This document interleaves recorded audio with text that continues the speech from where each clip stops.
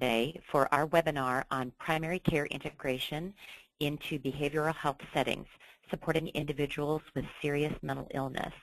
We're going to be hearing today about a recent report that was published by the Milbank Memorial Fund, and that report identifies and evaluates the evidence for behavioral health integration into primary care settings and highlights models that show promise.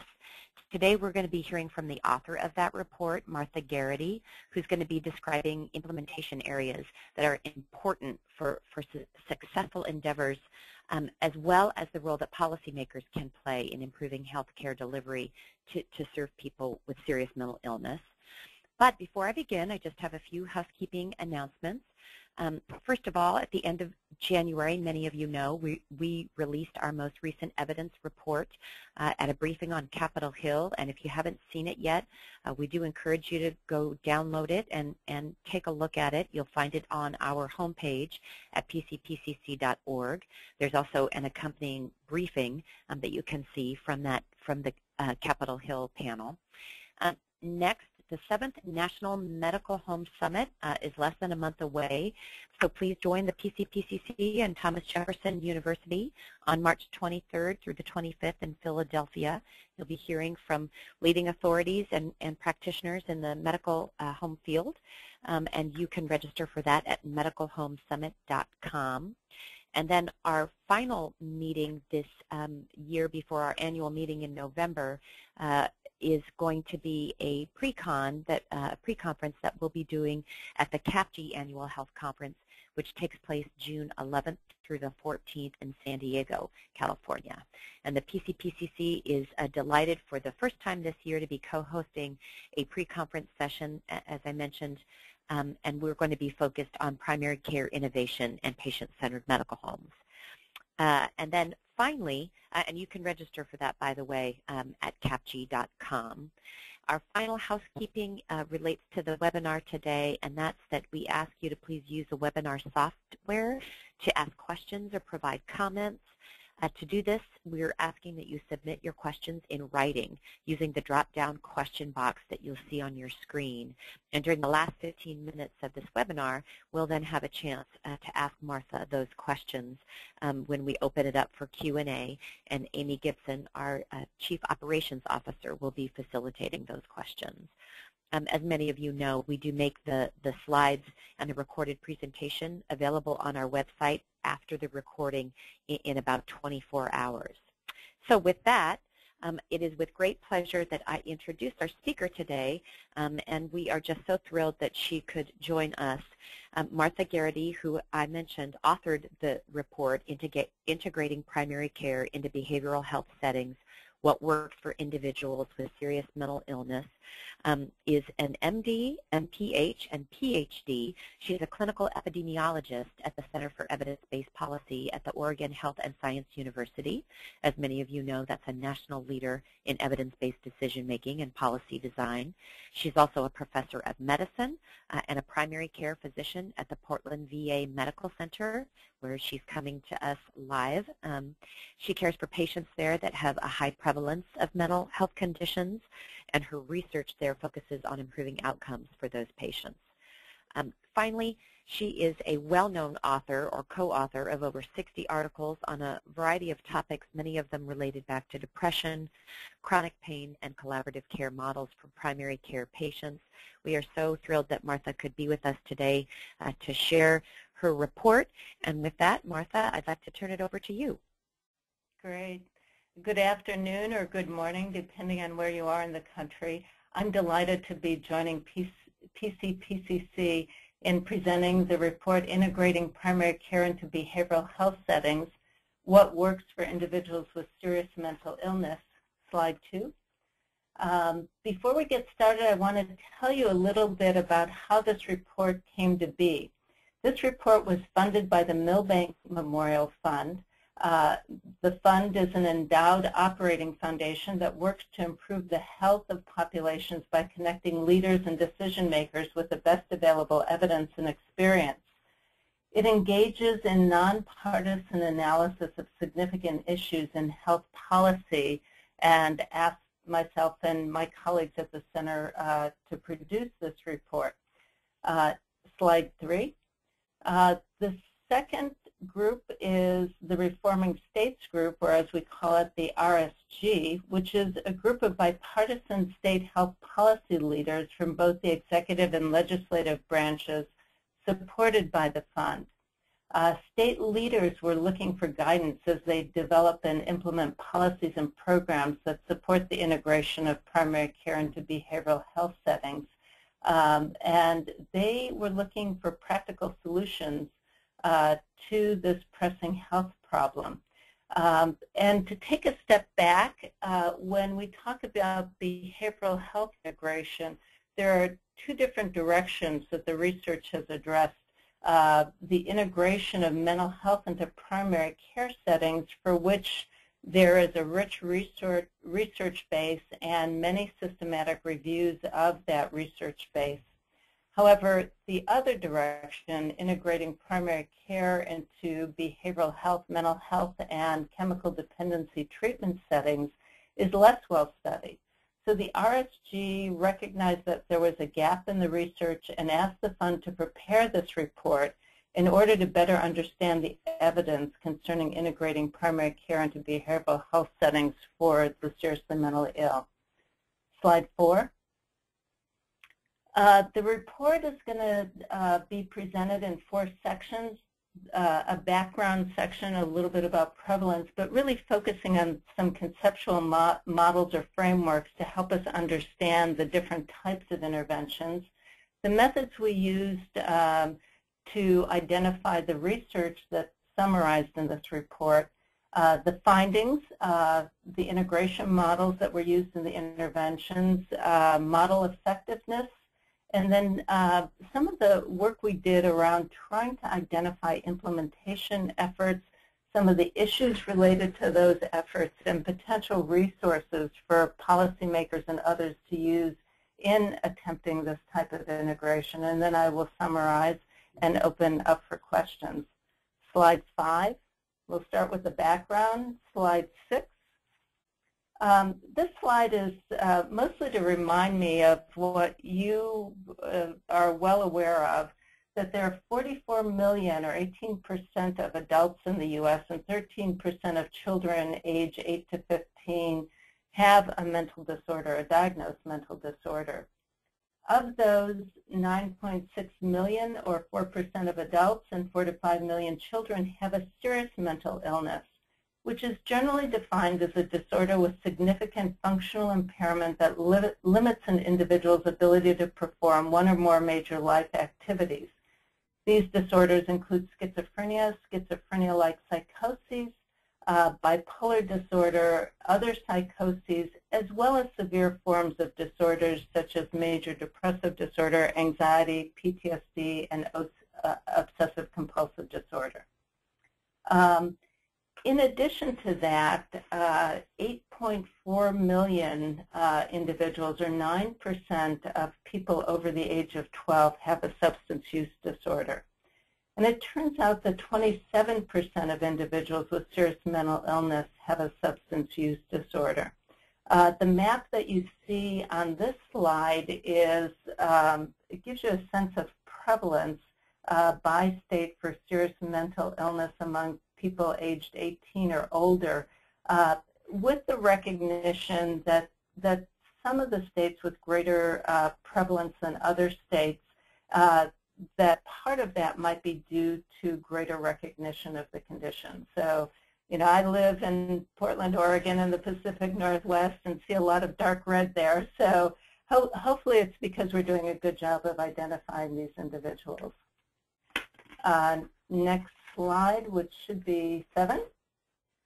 This slide is, again, just a reminder of the impact of serious mental illness and serious mental illness with comorbid medical conditions.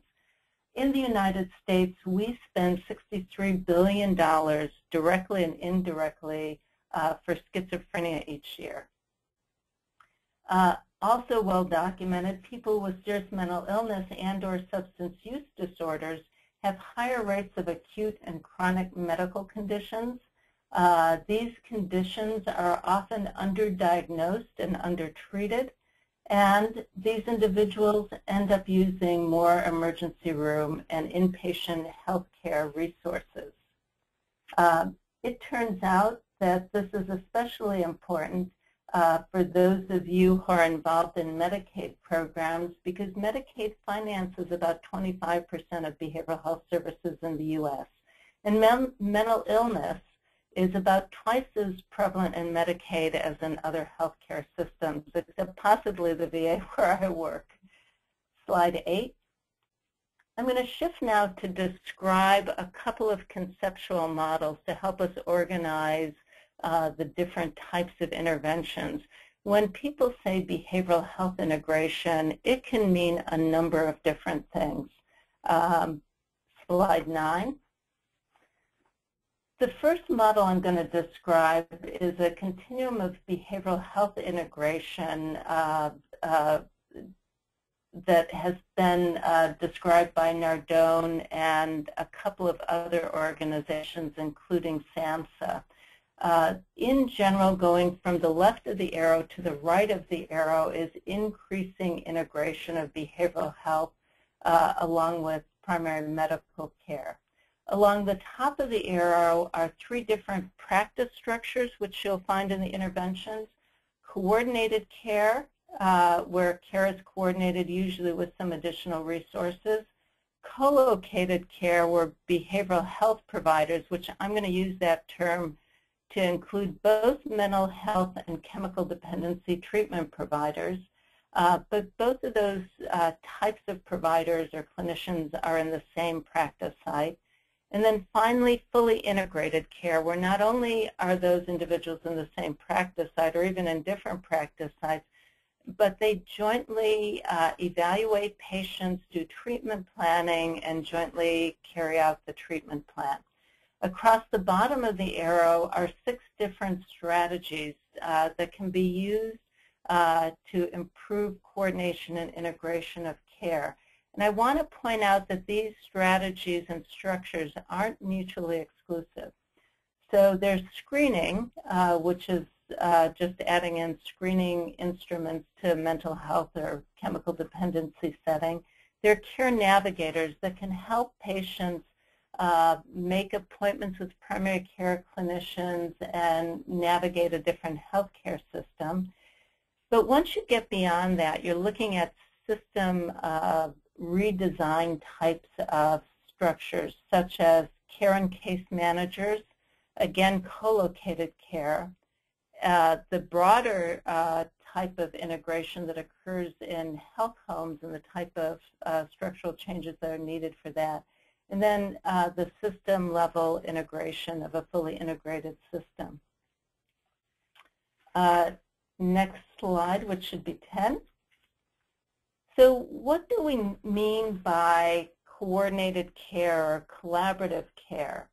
That's what's displayed on this slide. On the left is an uncoordinated or unstructured system where the patient accesses their mental health clinician, and the discussion is primarily between the patient and the mental health provider, as demonstrated by that solid line. The patient, if they need medical care, may or may not access their primary care clinician, and that would be independent of the relationship with the mental health provider. Occasionally there's some communication. For a while I thought about not having any arrow there, given how infrequent that communication occurs if you're outside an integrated health system such as Kaiser or the VA. If you move to the second diagram on the right-hand side, this is a description of what a coordinated, collaborative care system might look like. And you'll note that in the center is the care or case manager. What you should note is that the thickest line is between the care manager and the patient, indicating that the care manager has frequent contact with the patient to monitor symptoms, to assure adherence to the treatment plan. The care manager then has the responsibility of communicating that information back to the mental health provider And when the patient has comorbid medical conditions, also communicating with the patient's primary care clinician.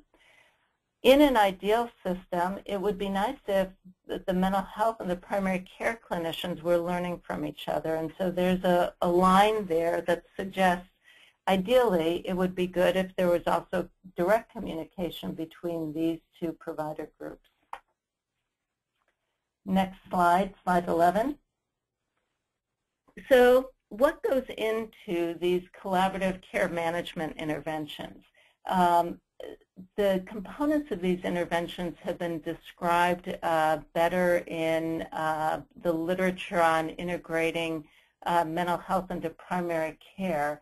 I've organized them here according to Wagner's chronic care model, which you see outlined in the first column. These are 4 of Wagner's 6 components.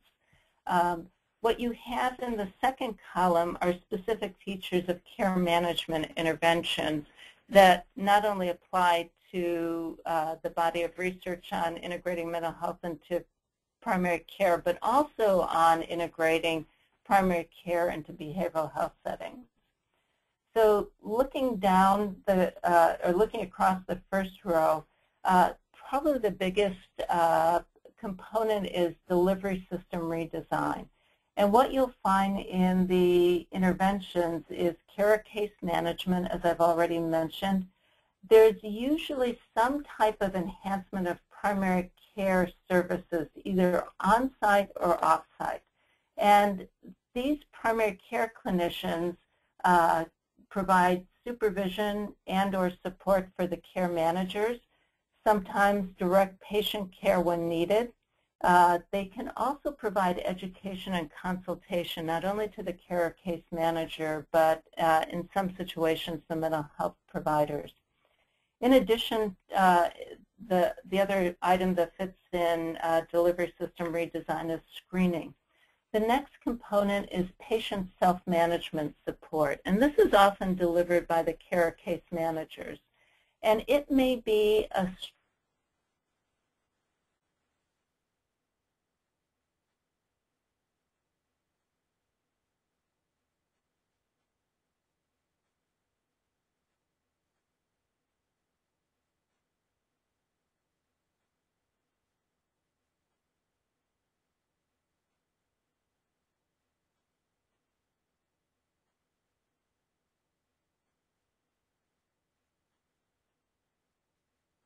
and they also provided links to community resources such as travel when people couldn't make it to appointments, or in some situations just helping stabilize housing. The next component is clinician decision support, and this for the care managers most often took the form of treatment algorithms or guidelines, but again this might be applicable to the mental health providers. In addition, there's expert advice from the specialists, and it sounds odd for me to think of a primary care person as being a specialist, but in this setting they were the specialist. And then finally, clinical information systems. You'll see in the studies that this played an important role, although not well described in the publications, where care managers had some type of patient registry, most often electronic. And in some situations, there was the ability to do refill monitoring through pharmacy databases for people on medications. Slide 12. We're going to shift now to a brief description of the methods. Slide 13. So we started this review with 3 key questions. First, what models have been used to integrate primary medical care into mental health and chemical dependency treatment settings? Second, do these models of enhanced coordination and collaborative care improve outcomes? And then finally, could we identify key implementation issues and strategies? Next slide. And if you give me a second, I think I flipped my slides, because it should be slide 14. And I'm sorry, I flipped my slides. Here we are. So the methods. We searched evidence sources, and this was primarily groups that do high-quality systematic reviews like the Cochrane collaboration from 2004 to 2014, specifically to identify systematic reviews of this topic. In addition to that, we did Medline searches and looked at the reference list of included studies, and also looked at cited by functions in Google Scholar and PubMed to see if any of the included studies were cited in more recent research. We decided after looking at the systematic reviews to focus on randomized controlled trials for two reasons. First, the systematic reviews included studies not pertinent to this report, so there are a couple of systematic reviews that try to review all types of collaborative care management, integrated health interventions, and there were many of them that were applicable for integrating mental health into primary care. And then the second reason we focused on randomized controlled trials is that our first key question required us to look at the details of the interventions. We also, when we did the Medline search, identified or we decided to include an early randomized controlled trial of care management for bipolar disorder, even though the target wasn't to improve medical outcomes. But the early intervention done by Simon and colleagues really served as a model for later interventions. And then finally, because there was so little written about or evaluated related to healthcare resource use and cost, we did a Google search looking for evaluation studies of demonstration projects that have been funded by SAMHSA and other organizations. Slide 15. I'm going to move now to the findings. Slide 16. So first of all, the search results. We identified 5 systematic reviews that were published between 2004 and 2014. These systematic reviews included 11 randomized controlled trials. 3 of the trials were done with individuals with bipolar disorder, 3 with serious mentally ill individuals, 5 with individuals being treated in chemical dependency treatment settings. We found 1 additional randomized controlled trial in Medline beyond the one that I mentioned by Simon that was early. None of the studies included children or adolescents. I'm going to point out, though, that we did identify 1 randomized controlled trial by COCO, which was published in 2014, but excluded it because it was done in pediatric practices. So more the bringing mental health trained care managers into pediatric practices. Slide 17. Let's first look at integration models, which was our first key question. Slide 18.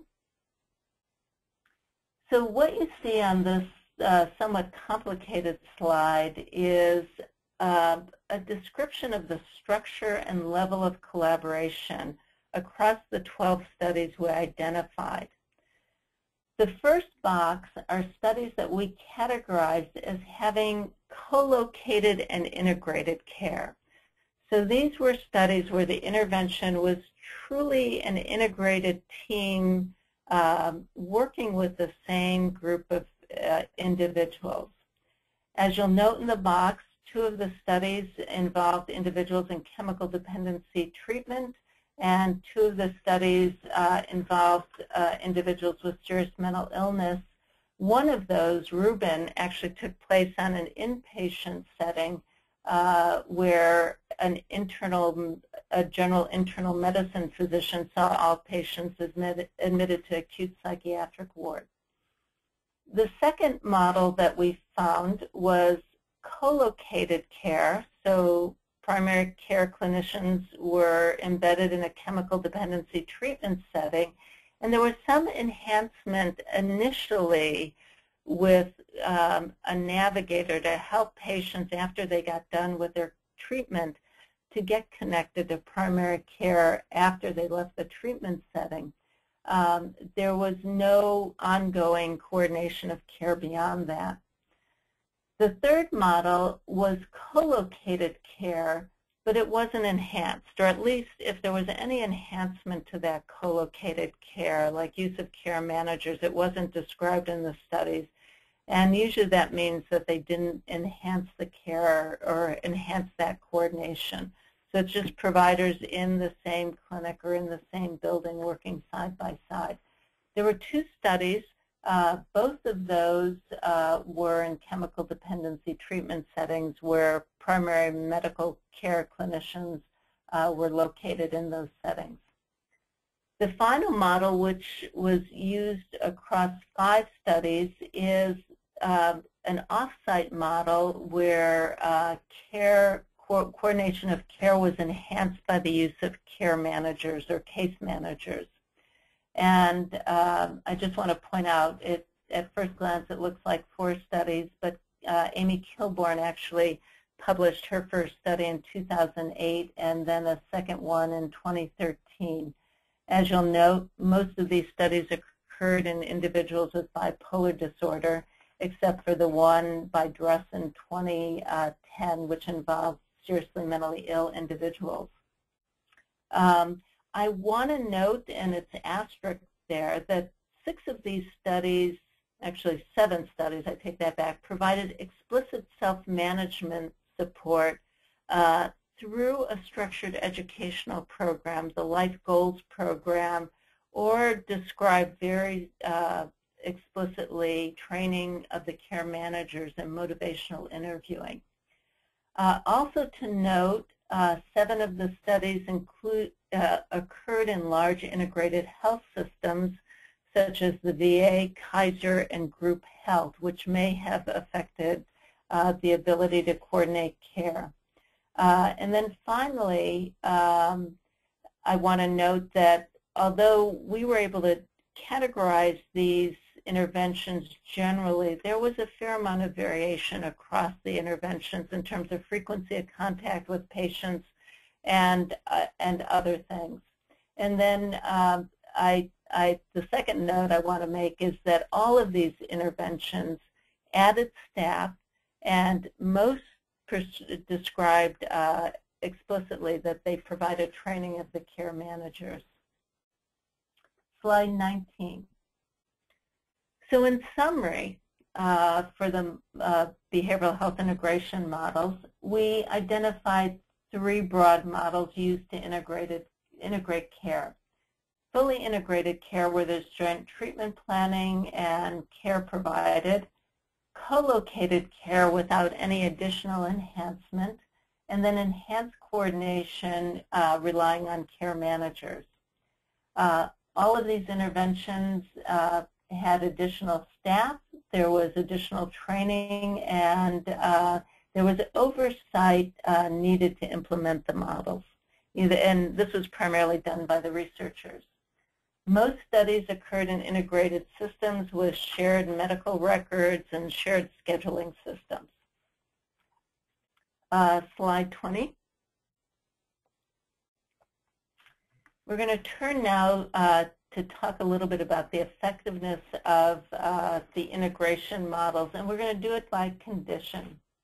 All 12 studies enrolled patients with comorbid medical conditions, and these were primarily cardiovascular risk factors, diabetes, hypertension, hyperlipidemia, or they had greater than 50% of the samples with, that had comorbid medical conditions, and they're just trying to understand the demographics, baseline demographics of the people in the study.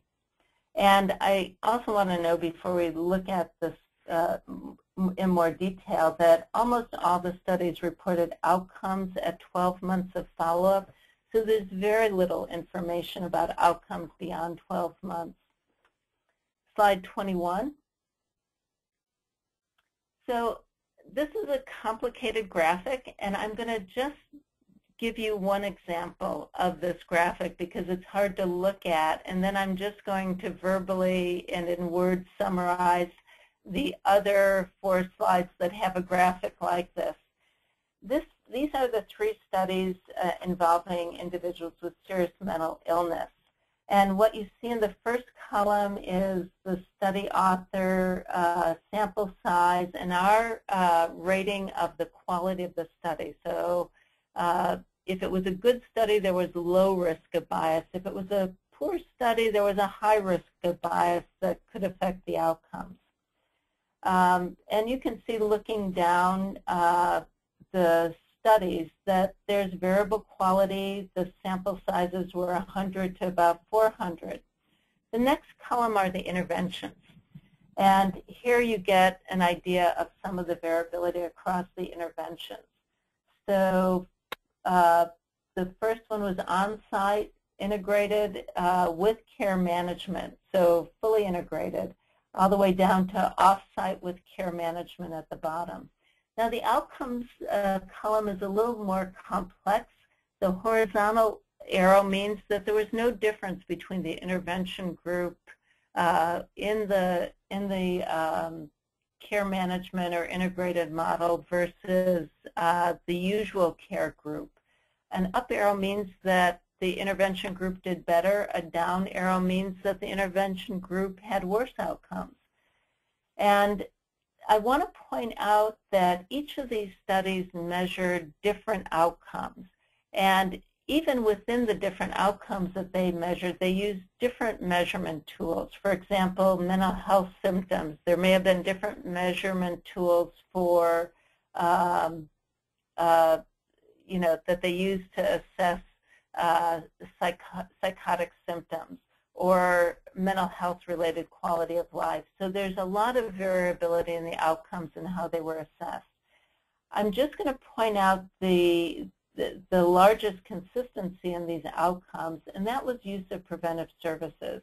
And you'll note that in all 3 studies, the integrated intervention, or I should say the intervention improve use of preventive services. And there's variability across the other outcomes that they looked at. And I'm not going to show you the slides like that for bipolar disorder and chemical dependency treatment setting because they would boggle your mind and probably bore you. But I'm going to go ahead and summarize what we found by disorder. If people want to see those other slides, I'd be happy to provide them because I want to make sure we save time for questions. So let's go to slide 22.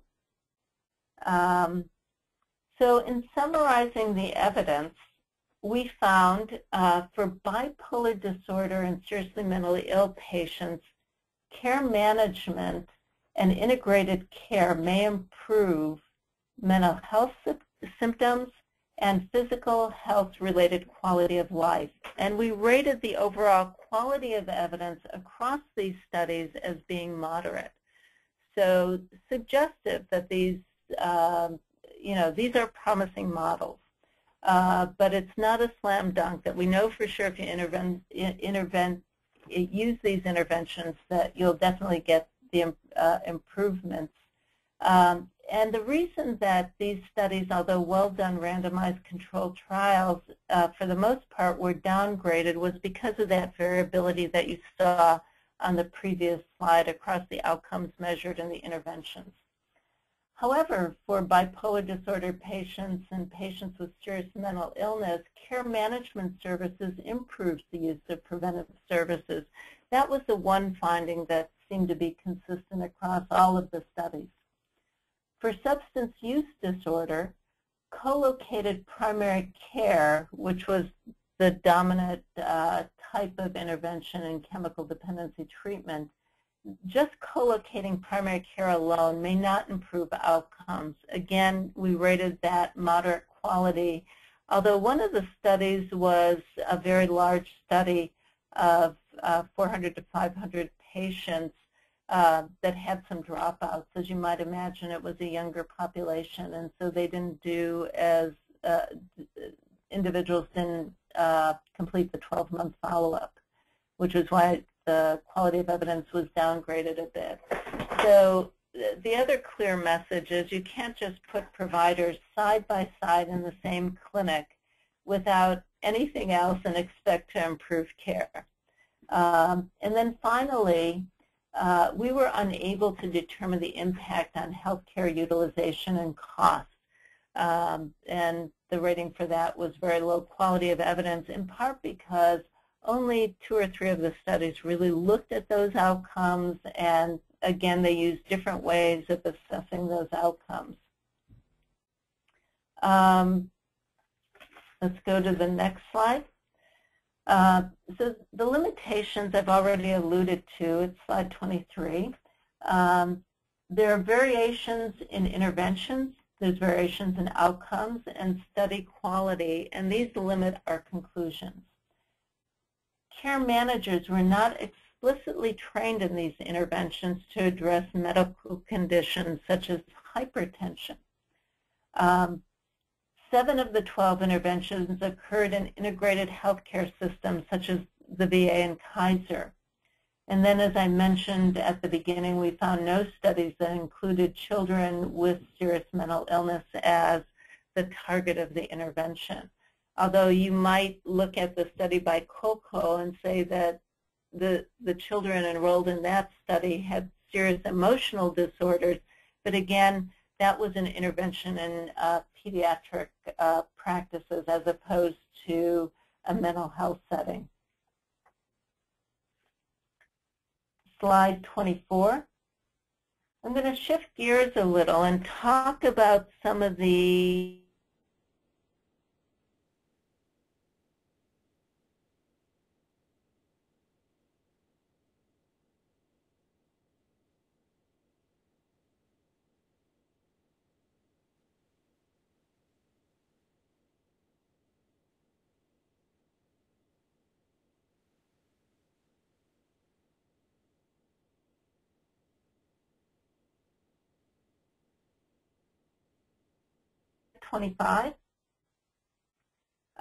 This slide is to remind everyone of the extensiveness of the Health Home Initiatives, Section 2703.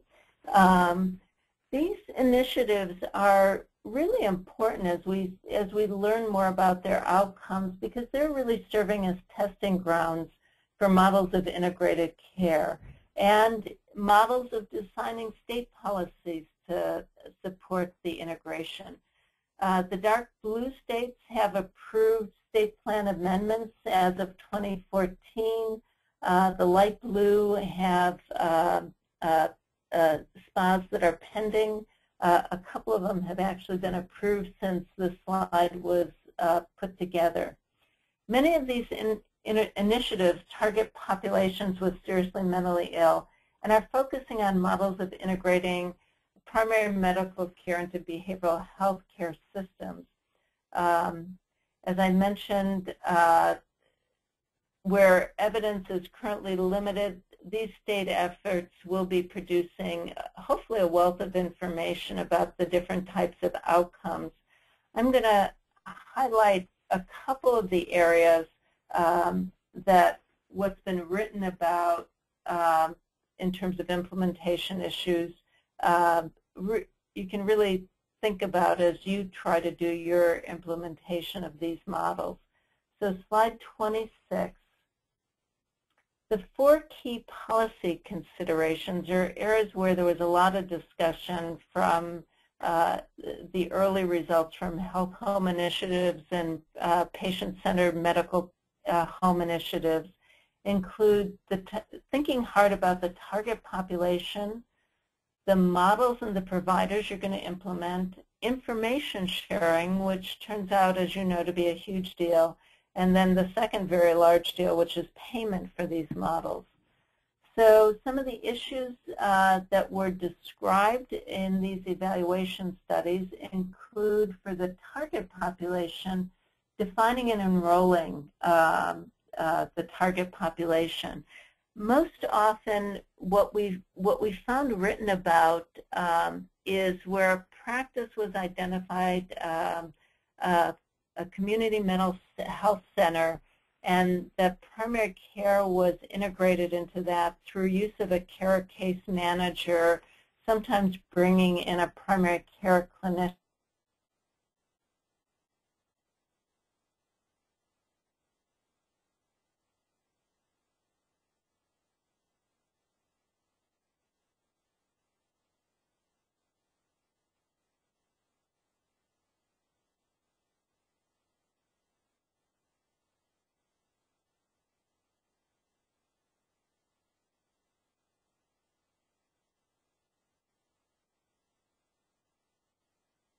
And comorbid medical conditions that are likely to end up in frequently visiting the emergency room setting. Now, these individuals may or may not be connected to a mental health system or center. So there's somewhat of a disconnect between some of the models that are being used and this group that hasn't even accessed a care setting. They end up using the emergency department for that care. So there are two descriptors out there in the gray literature, so literature that hasn't been published. There's very, very little in the published literature on the interventions that are trying to target those in the emergency department setting. So for models and providers, some of the issues to consider is obviously we have fragmented care delivery systems and how to bring that together, especially those areas and states that have carved out mental health care, bringing that back in. And then all of these models require fundamental practice change and some cultural change on the part of the mental health and chemical dependency providers and primary care clinicians who will be partnering with them.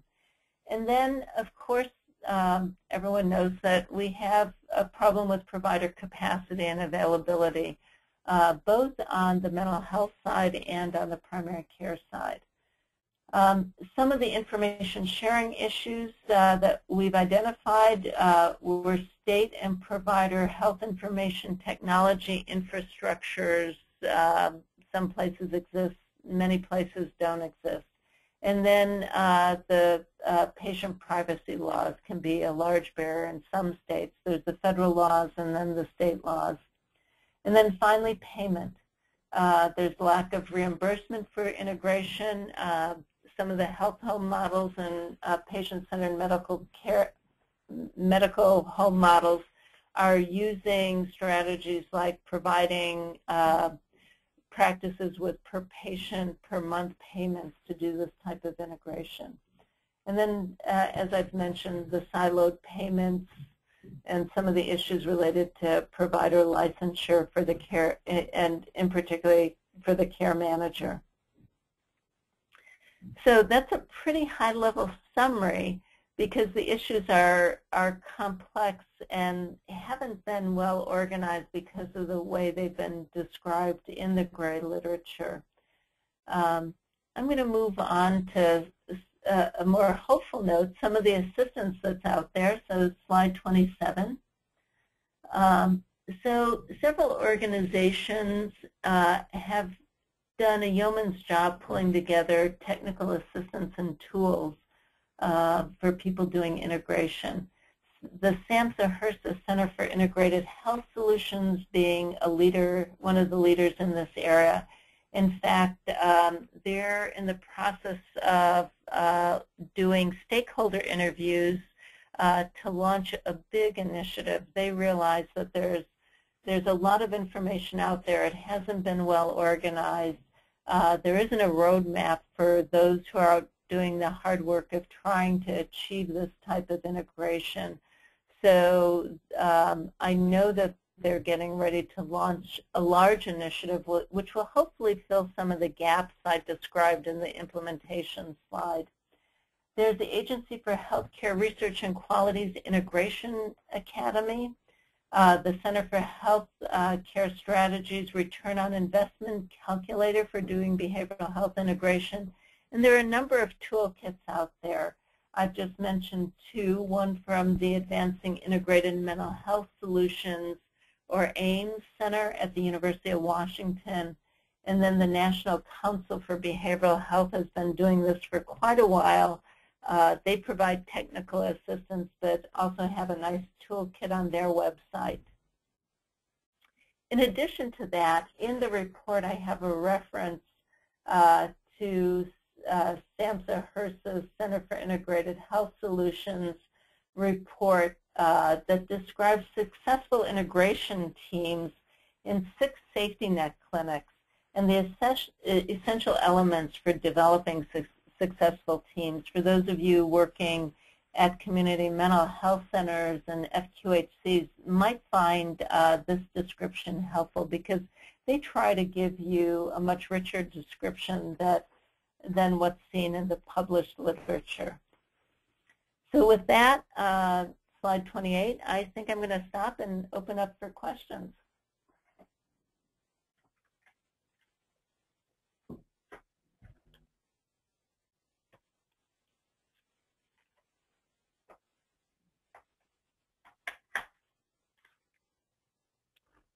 And I don't, this is Marcy. Thank you so very much, Martha. I don't hear Amy hopping on. Amy, are you still there? Okay. Martha, can you hear me? Yes, I can hear you. I wonder if she's muted. Yeah. Well, I'm going to open it up with some questions for you. This is, of course, important for us to be able to tease apart evidence that is of high quality versus lower quality.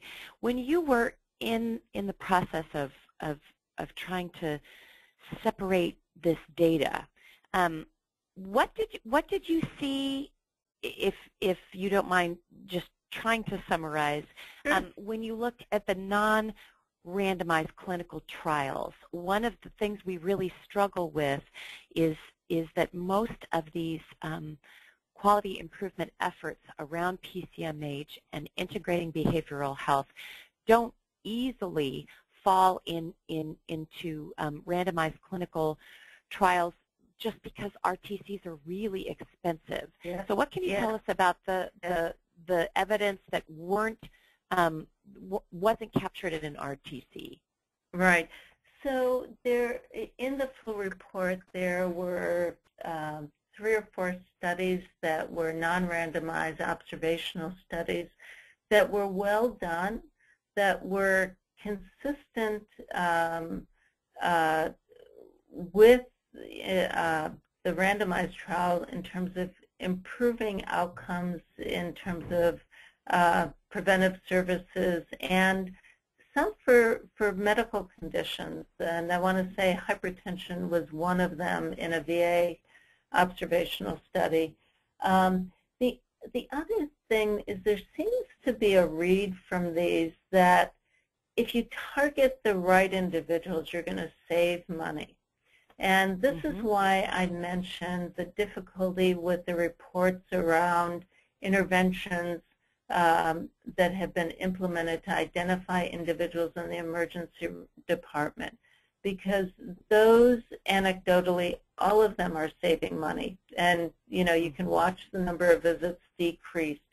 I wish more of those individuals would at least write about them, even if they're not randomized controlled trials. If you decrease visits from 30 a year down to 2 a year, that's pretty compelling, even in a non-randomized study. So where it's going to be less clear is where the intervention takes place in a community mental health center or whatever the practice setting is, and what are the baseline costs to begin with, and then improving those. The read on that is a little, I'm I hate to hazard a guess at this point. What I do want to say about that, though, is the California CTAF, California Technology Assessment Foundation, has contracted with a group to look at pretty much the same literature I looked at and to develop some economic models that if indeed these programs really do work, if we can make some big assumptions about cost, what might the impact of these models be? So hopefully that'll be done. Yeah, so building off of that answer, another challenge that we have is that policymakers and payers are most interested in the cost as an outcome that we might be able to impact. We worry about that, not because we don't believe that patient-centered medical homes or advanced primary care don't ultimately achieve cost savings, but that the ultimate goal really needs to be improved health outcomes. Absolutely. And so in some ways, making cost a primary finding of not obviously just the Milbank report, but also of the PCPCC's report, we try to emphasize that we're focused on the whole of the triple aim to include the focus on population health outcomes, but also patient experience. Can you talk a little bit about what you found there? In terms of what? Again, I recognize that you risk stratified your study to focus just on cost, but as you looked through the evidence, can you talk about, well, separate from cost, what you learned in terms of these integrated models and what they might offer in terms of better health outcomes? Right. Well, so first of all, the focus of the report was on the outcomes, cost being one of the outcomes, and there was very little from the randomized studies. There was a little bit from the non-randomized studies. But in terms of the other outcomes, there are suggestions that they do improve mental health-related quality of life and physical health-related quality of life. From the published research, the issue is that these models are evolving over time, and the care managers, there's a study in the field now where the care managers have been explicitly trained, besides to do, the motivational interviewing and support in the mental health aspect, but also to track things like blood pressure, blood sugar, things like that. If you extrapolate from some of the work Wayne Caton has done of integrating mental health into primary care, where they've done that dual focus, where the care managers focus both on the medical issues as well as the mental health issues, there will be improvement in health outcomes, both mental health and physical health. The suggestion is there. It's not a slam dunk yet. And did you see in any of these models not only a training for the care manager or case manager, but also an effort to integrate folks out in the community health workers or promotoras or some sort of patient navigator where we were trying to extend our reach into the communities where folks live and work? So definitely not in the published literature yet, but some of the great literature is mentioning community health workers, and I'm blocking on the recent report on community health workers that I just saw out, although it was for medical conditions as opposed to mental health conditions. But again, where we are now with the seriously mentally ill and those with substance use disorders, I mean, a lot of those models that have been used in the studies were extrapolations from, models that were developed to improve mental health in primary care. So I'm hoping that we'll get there with community health workers and promotores. Mm-hmm. Caroline, yeah, I want to make sure we're able to get to the questions that folks wanted to ask, but my view, because I'm just a panelist, doesn't show the questions to me, and Amy may have had some technical difficulty. Caroline, do you see the questions on your screen that our folks who've called in for the webinar are asking? Yeah, this is Amy. A lot of the questions you've actually already addressed, which have been great. There was a question about some clarification regarding the outcome, or the cost findings in the first study in slide 21. Is that an increased cost, a decreased cost, and were those costs, if they were improvements, were they attributed to the decrease in emergency room utilization? So that was an interesting study. So there was clearly decreased emergency room use. The explanation the authors gave for the increase in cost was that the primary care clinicians were not fully paneled, so they didn't have full practices at the beginning, and so they were being paid as though they did. And the author's thinking was that if they could have done a second year of the study where the primary care clinicians were seeing a full set of patients, that cost probably would have decreased. Great. And then in terms of how these interventions occurred, and you might not have reached out directly to the authors by just looking at the studies, they might not have provided this information, but was the intervention in any of these studies related to kind of an ongoing quality improvement initiative? What were the ways that these care managers were integrated, or the integration with primary care? Was there any uniformity or way that was done within an ongoing kind of quality improvement and look to improving quality of care overall? So for the randomized controlled trials, they weren't specifically within quality improvement efforts. Although I am going to say that a couple of the studies by Amy Kilborn and some of her colleagues are in a VA setting, or at least two of them were in a VA setting, where there is a quality enhancement initiative that has been ongoing for a number of years. And again, it followed that progression from looking at mental health into primary care to saying, okay, let's see what we can do in the mental health setting for the seriously mentally ill. So that was within a quality improvement strategy, but that was specifically funded.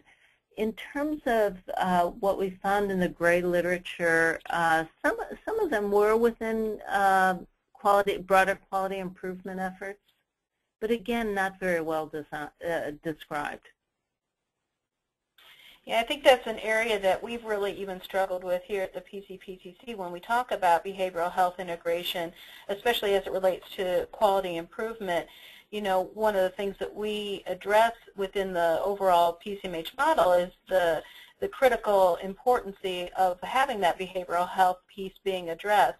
But oftentimes these studies don't tie those patient-centered medical home improvement efforts with these behavioral health integration interventions as well. So even when we look at the evidence and the outcomes and how that part of it is being addressed, it doesn't often connect the dots as we're looking at various ways medical home improvements are happening in primary care or even in mental health provider organizations as well. So certainly lots of work and things that we need to improve on so that we're all speaking the same language and making all connections, I think.